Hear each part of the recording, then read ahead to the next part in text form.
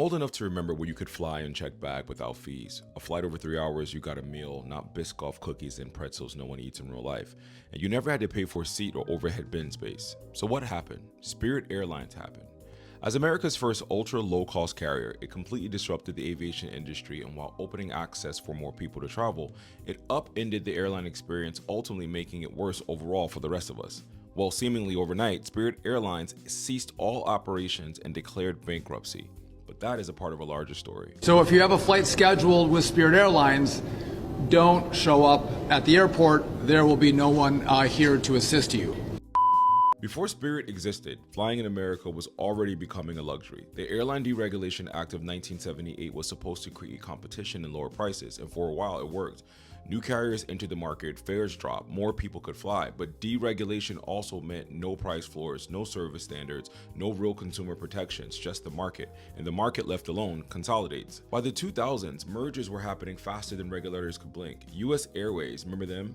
Swallowed by America West, Delta swallowed Northwest, United swallowed Continental, American swallowed US Airways. It's crazy how all those airlines existed when we were kids, but now we only have 4. And those 4 control 80% of the domestic capacity for flying. There was an entire market that was left untapped, however. That was that people were willing to have a no-frills experience just for the ability to fly. In comes Spirit.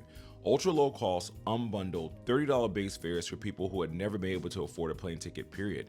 Spirit's routes weren't built around business travelers flying from New York to Chicago, much like Delta. They were built around Fort Lauderdale, Orlando, Atlanta, Houston, and Newark.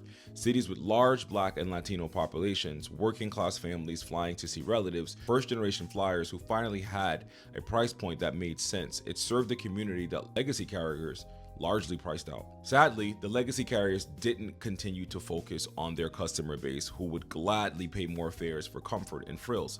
They wanted to tap into the psyche of the Spirit customer just to make more money. In May 2008, American Airlines became the first major US carrier to charge for check bags, initially $15 each way. They blamed it on jet fuel, oil prices, and the recession, and the passengers accepted it.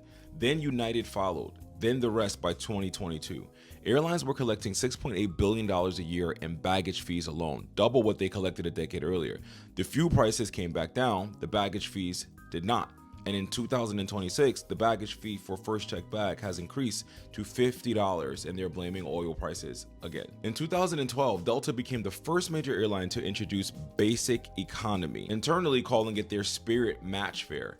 United followed in 2017, America followed in 2017, then Alaska, then JetBlue, then eventually Southwest, the last holdout, announced basic economy last year. Most annoying is basic economy is not a cheaper product. It's the same product with things removed.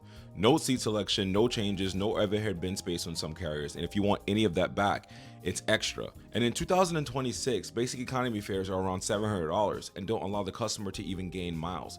That's what you used to get just for paying for a ticket. They took the one idea Spirit had that actually helps people, unbundling to lower the costs, and used it to charge you more for less, while posting record profits, billions every quarters. And when COVID hit, the government helped the airlines, $54 billion in bailouts. No conditions, no fare protections, no requirements to maintain routes to underserved cities, nothing, just money. And the airlines took it and still laid off workers and came back leaner and more expensive than they were before. Spirit unfortunately couldn't survive that environment. They had too much debt, a merger with Frontier that fell apart, a takeover bid from JetBlue the regulators blocked, and then Spirit had nothing, no parachute, just 9,000 flights canceled overnight, and thousands of low-income passengers stranded with no comparable alternative to those routes. The people who lost the most when Spirit went under weren't people who hated flying, it was mainly people who had no other option.